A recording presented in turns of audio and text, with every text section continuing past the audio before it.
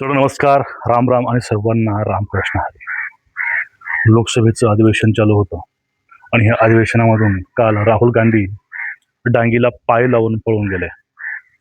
विरोधी पक्षनेता कसा असतो, कसा असायला पाहिजे, हे भारतातील तमाम लोकांनी बघितलंय. भारतातील सगळ्या जनतेला माहिती झालंय की राहुल गांधी आणि महाराष्ट्रातले राहुल गांधी, मी हे वाक्य अतिशय जबाबदारी घेऊन बोलतोय. ह्या दोन्हीही राहुल गांधींना ह्या गोष्टी कळल्या पाहिजे. आणि आता हा लोकसभेतून का पळाला, याच्या मागे नेमके कारण काय आहेत आणि जे हे काय चाललंय, हे नेमकं चाललंय कसं, हे फक्त मतदाराला चुतियामध्ये काढायची कामं चालू आहेत. चुती हा शब्द माझा नाही, तुम्हाला माहिती आहे कुणाचा. आपल्याला ह्या सगळ्या विषयावरती बोलायचं आहे. आता जंतर मंतरवरून अमित शहा, भाजप सरकार आणि खास करून धर्मेंद्र प्रधान तो बहाना था, मोदी और शाह निशाना था, हिंदू निशाना था, हिंदुत्व निशाना था. पण यांचे सगळे प्रयत्न फसले. त्या लोकसभेमध्ये वारंवार एका गोष्टीची मागणी झाली. सॉरी, लोकसभेमध्ये नाही, लोकसभेच्या बाहेर मीडिया ट्रायलमध्ये त्यामध्ये सांगण्यात आलं की त्या ठिकाणी त्या आंदोलनामध्ये फायर करायचा अधिकार कोणी दिला किंवा फायर करायचा ऑर्डर कोणी दिल्या. लाठीचार्ज का झाला, भाजप अन्याय करते आणि शहाने उत्तर द्यावे. एक कोणीतरी त्या उपद्रवी त्या आंदोलनातील एक युवक राहुल गांधींकडे आला. त्याने सांगितलं की माझ्यावरती बॅलेट गननं फायर झाले. मी ह्या सगळ्या मूर्खांना एक गोष्ट सांगू इच्छितो, बॅलेट गनचा जर वापर झाला तर त्या ठिकाणी फक्त एकालाच ते छर्या लागत नाहीत. त्यावेळेस कमीत बघा, त्याची काय हत्यार आहे, या हत्याराचं काम काय, फक्त मॉब कंट्रोलिंग करणं आहे.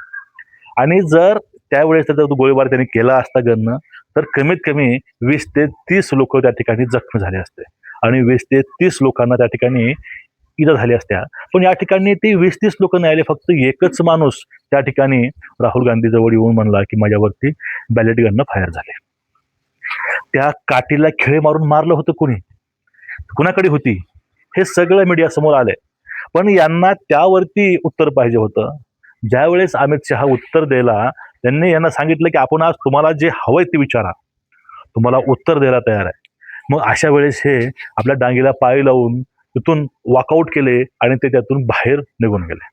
बाहेर येऊन परत तेच नेरेटिव्ह, त्याच गोष्टी. म्हणजे आम्हाला फक्त प्रश्न विचारायचे आहेत, उत्तराची अपेक्षा करायचीच नाही. आम्हाला उत्तर नकोच. एक मनाला असा प्रश्न पडतो, ही लोकसभा, विधानसभा, एक वरिष्ठ सभागृह, कनिष्ठ सभागृह जे आहे, राज्यसभा, विधान परिषद, या ठिकाणी आपण ह्या लोकांना का पाठवतो? जे विरोधामध्ये आहेत त्यांना तरी कुणीतरी पाठवलेले तर आहेच, तेही लोकांचे प्रतिनिधी आहेत. यांचे काहीतरी रेस्पॉन्सिबल आहे त्या ठिकाणी जाऊन की आपण लोकांची बाजू मांडून धरली पाहिजे, आपण लोकांसाठी झगडलं पाहिजे शासनासह. तुम्ही आठवून बघा, ज्यावेळेस भाजप हे विरोधामध्ये होतं राज्यात, केंद्रात, त्यावेळेस यांनी जनतेच्या प्रश्नावरून अक्षरशः विरोधकाचे धाबे जणांना सोडले होते. आता ह्या गोष्टी दिसत नाहीत. आता फक्त लोकांपर्यंत नेरेटिव्ह पसरवणं, लोकांमध्ये द्वेष पसरवणं, लोकांमध्ये चुकीच्या बातम्या फिरणं, फक्त ह्याच गोष्टी हे लोक करतात.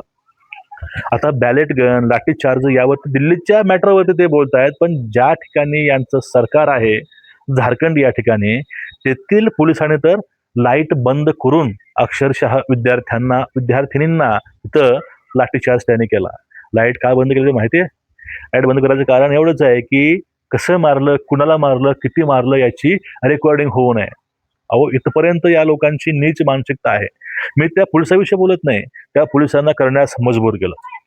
आता यावरती त्यांचे जे खरगे आहेत तेही बोलतात आणि राहुल गांधी तेही बोलतात की हे आंदोलन हे पीसफुल पाहिजे, म्हणजे शांत आंदोलन पाहिजे.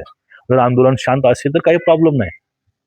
म्हणजे आता दिल्लीमधील आंदोलन, झारखंडचं आंदोलन, हे दोन्हीही आंदोलन हे भारतानं नाही तर पूर्ण जगानं बघितलेलं आहे. जो अजेंडा चालला होता जंतर मंतरवरून, तो नंगा नाच लोकांनी बघितलाय आणि लोकांनी ती अवस्थाही बघितली आहे. ते झारखंडमध्ये चालू होते. लोकांनी त्यांना जस्टिफाय केलं, लोकांनी त्या गोष्टी समोर ठेवल्या दोन्हीही, आणि लोकांना कळून चुकलं की खरे विद्यार्थी कुठले आहेत. हे राहुल गांधींना जाऊन सांगायची गरज नाही, लोकांना समजलंय, लोक हे न्याय करतील. जसं फक्त प्रश्न विचारायचे, नेरेटिव्ह मीडियामध्ये पसरवायचं आणि काही चुकीच्या गोष्टीला चालना द्यायच्या, चुकीच्या गोष्टी मांडायचा प्रयत्न करायचे आणि त्या चुकीच्या गोष्टी लोकांपर्यंत पोहोचवण्याकरता अनेक एजन्सी हायर करायचे, ही यांची जुनी सवय आहे. आता या जर गोष्टी महाराष्ट्रामध्ये पाहायच्या गेल्या असंच आहे. पण तुम्ही त्यापूर्वी एक गोष्ट समजून घ्या. नेहमी बोलतात अमित शहा बोला बोला. ज्यावेळेस अमित शहा बोलले तुम्ही मला काही विचारा, तुमच्या सर्व प्रश्नाचे उत्तर मी द्यायला तयार आहे. त्यावेळेस हे तिथून पळून जातात आणि बाहेरून परत तेच बे के बे दोन्ही चार फेक नेरेटिव्ह चालवायला मोकळे होतात. तशीच सेम टू सेम अवस्था ही आपल्या महाराष्ट्रामध्ये आहे मित्रांनो. महाराष्ट्रामध्ये ही जी विरोधी पक्ष आहे त्यांना हेच कळलं नाही आपण विरोधामध्ये का आहोत, आपल्याला लोकांनी विरोधामध्ये का बसवलंय. आता यावेळेस लोकांनी यांना विरोधामध्ये बसवलंय, पुढच्या टर्मला लोक तिथेही यांना बसवणार नाहीत. यांची अशी आताची हे कार्यकारिणी आणि राजकारण आहे.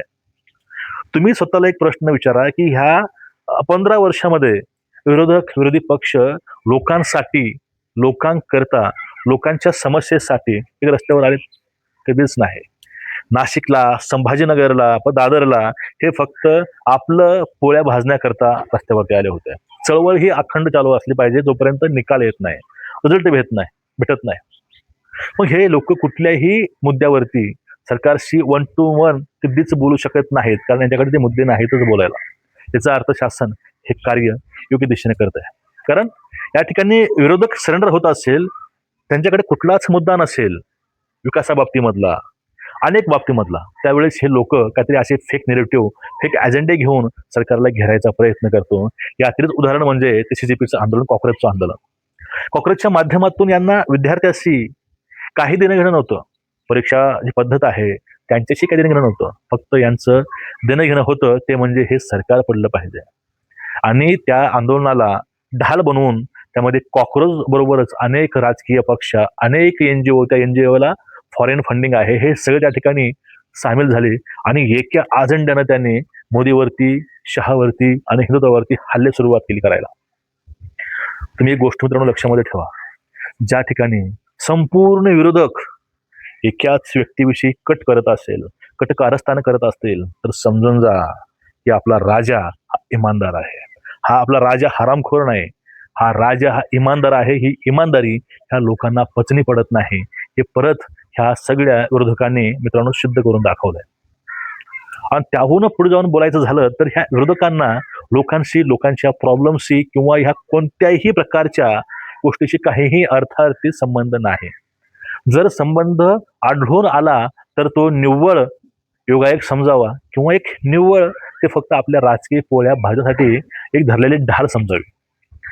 मग ही अवस्था वरती पण तेच आहे, खाली पण तेच आहे. कारण राहुल गांधींना आपले महाराष्ट्रातील नेते हे फॉलो करतात, ज्यांना पप्पू म्हटलं जातं. का म्हटलं जातं तुम्हाला वेगळं सांगायची गरज नाही.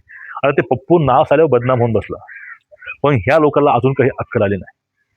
हे सगळं असंच चालू आहे. एक काहीतरी फेक अजेंडा चालवायचा, तो फेक अजेंडा पॉलिश करून विद्यार्थ्यापुढे मांडायचा आणि एक फंडिंग करून हे सगळं कॅम्पेन चालवायचं आणि लोकांना सरकारी विरोधामध्ये भडकवायचं. अहो, ज्या लेकरांचं भविष्य घडवायची वेळ आहे त्या लोकांना या लोकांनी अशा गोष्टीमध्ये गुंतवून ठेवलंय. ह्या लोकांना या गोष्टीची शरम वाटली पाहिजे. एवढा दम असला असताना त्या ठिकाणी लोकसभेमध्ये थांबून अमित शहाची 1 to 1 कोणावर प्रश्न विचारायला हवे होते. पण यांचं असं नाही, प्रश्न विचारायचं, उत्तर घ्यायचंच नाही, पळून जायचं. महाराष्ट्रामध्ये तेच चाललंय. विधानसभेचं अधिवेशन असेल की हे लोक पायऱ्यावरती असतात. अरे या लोकांना या मतदारांनी पायऱ्यावर बसण्याकरता पाठवलं नाही, या लोकांना मध्ये जाऊन प्रश्न विचारण्याकरता तिथं पाठवलंय. हे जाणीव ह्या लोकांना होत नाही मित्रांनो. तुमच्यापर्यंत ह्या गोष्टी पोहोचवाव्या यासाठी हा व्हिडिओ केलेला आहे. विचार करा, तुम्ही सुज्ञ आहात. एक हात काळजावरती ठेवून जाती धर्मापलीकडे जाऊन एक वेळेस विचार करा आणि निर्णय घ्या. तुमचं मत काय नक्कीच खाली कमेंट करा आणि मित्रांनो व्हिडिओ जास्तीत जास्त लोकांपर्यंत पोहोचवा. तुम्ही आमच्या कार्याला सहकार्य सुद्धा करू शकता. तुम्हाला साईडला UPI ॲड्रेस दिसेल, तुम्ही त्यावरती आपल्याला आर्थिक मदत पाठवू शकता किंवा डिस्क्रिप्शनमध्ये तुम्हाला मी लिंक सगळ्या पाठवतो. नमस्कार, राम राम, रामकृष्ण.